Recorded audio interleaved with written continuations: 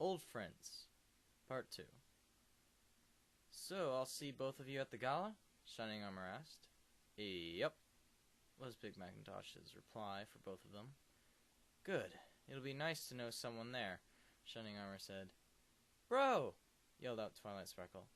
Twily? Shining Armor questioned, quickly turning to see that it was, in fact, his sister that had called out to him. Twily! Shining Armor, it's good to see you, bro, Twilight Sparkle said. It's good to see you too, Twily, Shining Armor said. Seeing that this was a family moment, Mecha said, well, Big Macintosh and I will be going then. Now hold on an apple bucking minute, Applejack shouted. I've got questions and you've got answers, so y'all aren't going anywhere till I get them. Sweating, Big Macintosh began, Now, sis, don't you think you're reacting just a touch? Stomping her hoof, Applejack shouted, No! Now tell me what the hay is going on! Gulping, Mecha decided that since it was his idea to come in the first place, he would explain.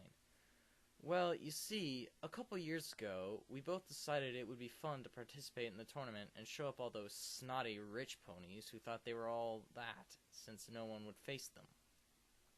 So we entered, and won. Now, at that point, we couldn't very well show our faces, since we were, well, underage.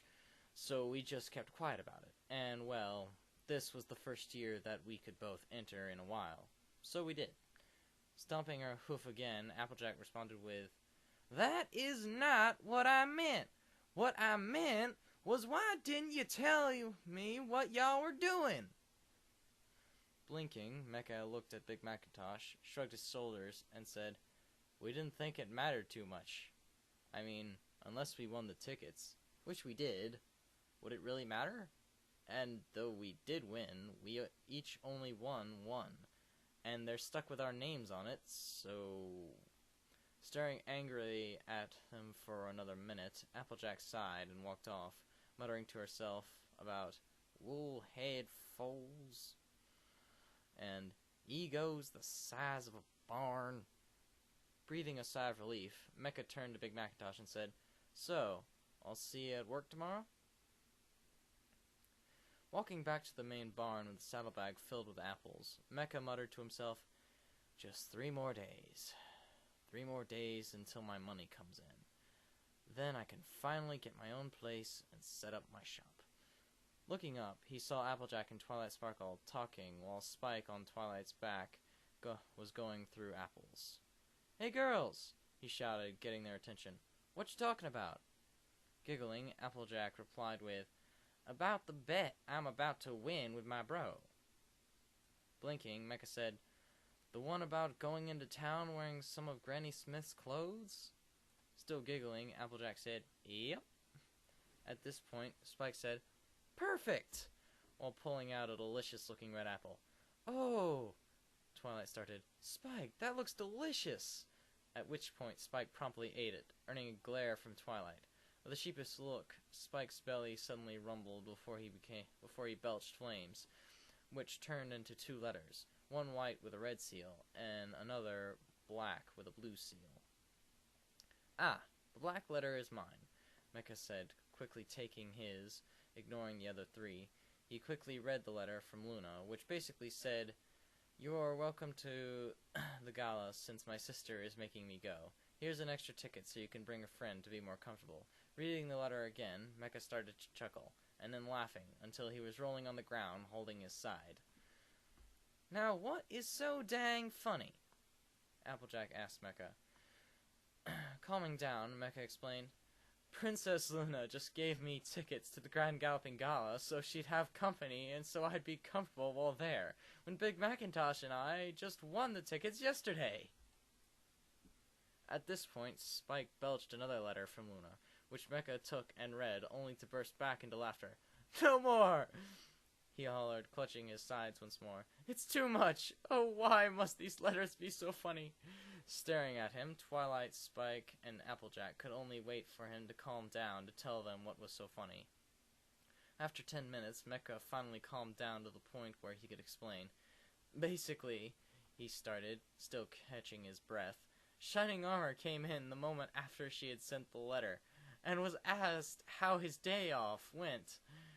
So he told them, including the fact that I won a ticket to the gala, and so she had to send a letter telling me I could keep the extra tickets.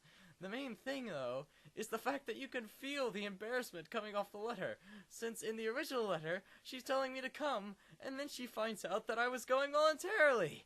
I swear, you can see it in her writing. Upon hearing there would be extra tickets, Applejack immediately asked, "So, what are you going to do with your extra tickets?" Having finally caught his breath, Mecha said, "I plan on giving them to a friend so he can finally ask a pony he's had his eyes on to go out with him. Don't worry, though, I expect things with Twilight's extra ticket to go pretty well for you." Looking at the two of them, he chuckled, obviously knowing something they didn't. "Look, I'll talk to you two later, most likely when I need Spike to send a letter to Luna, okay?" Seeing the two of them nod, he walked off. "Okay then," Mecha muttered to himself once more. Where could he be? Looking around, he saw clouds ready to rain, and thus took quick shelter in Sugar Cube Corner. Upon entry, he was accosted by Pinkie Pie, who quickly started talking. "Hello, how are you doing, Mecha? I mean, after all, you are new to Ponyville, and as the resident partier, I have to know every pony, and that includes you, so you just have to tell me about yourself." Blinking, Mecha took a minute to register all of what Pinkie said, and sighed and replied with, "You'd constantly bug me until you knew everything anyways, wouldn't you?" Merely nodding her head, Pinkie signaled him to go on. Sighing once more, Mecha said, "I'll tell you, but you have to promise to tell me where I can find an old friend of mine afterwards, okay?" Shaking her head rapidly, she said, "Okie dokie dokie." Sighing, and seeing that it was a good way to kill time while waiting for the rain to clear up, Mecha started. "Well, as you know, my name is Mecha. My talent is, well, I suppose the best way to describe it is handiwork. Basically, I do well with any kind of work that involves tools, although I specialize in machines for machine work.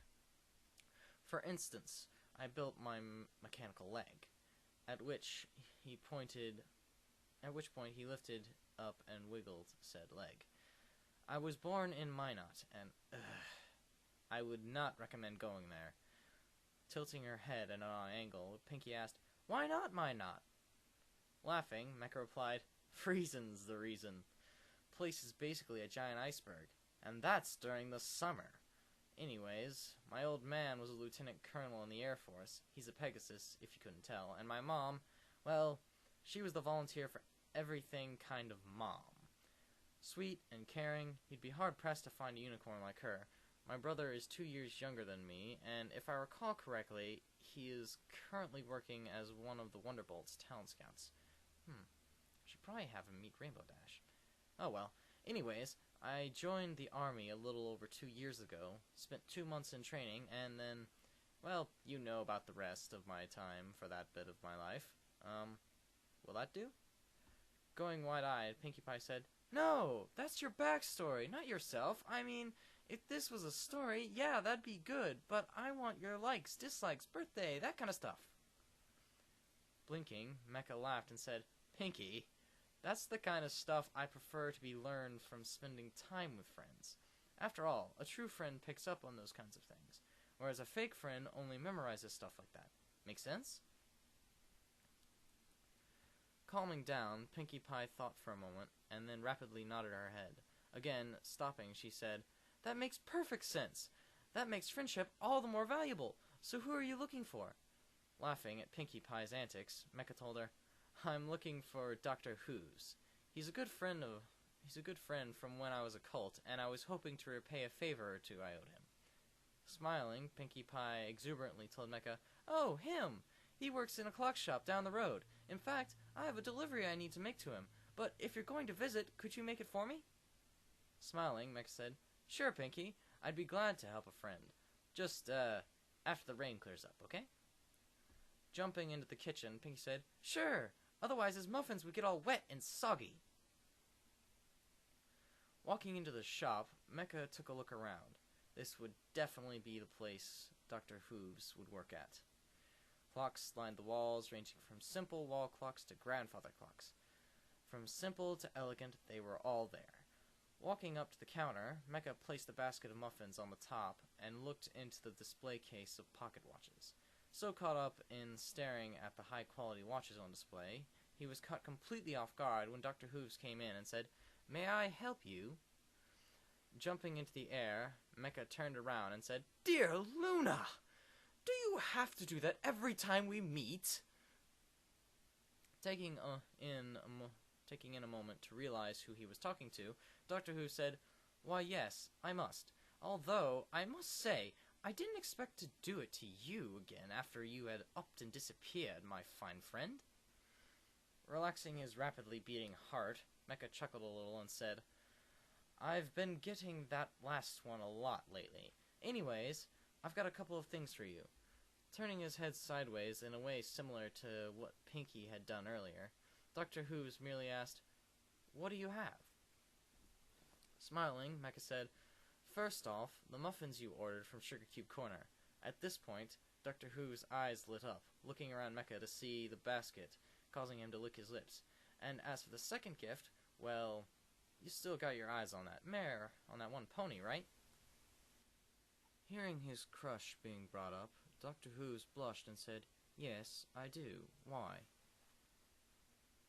Grin still on his face, Mecca handed him the 2 extra tickets to the gala that he had. Seeing what he was being handed, Dr. Who's eyes went wide and asked, "Are you sure you want to give these to me? I mean, these must be worth a lot. Not to mention, if she says yes, she is likely to create quite the stir." Chuckling, Mecca replied, "If Celestia is planning what I think she's planning, you should have nothing to worry about. Besides, I already have a ticket, and I know several others who are going, so it's not a problem." Taking another look at the tickets, Dr. Who sighed before putting them away in the back. Coming back out, he said, "While you're here, might I convince you in buying a watch?" So, yes. Part 2 of Old Friends. Hope you enjoyed it. Like if you liked it. Blah, blah, blah.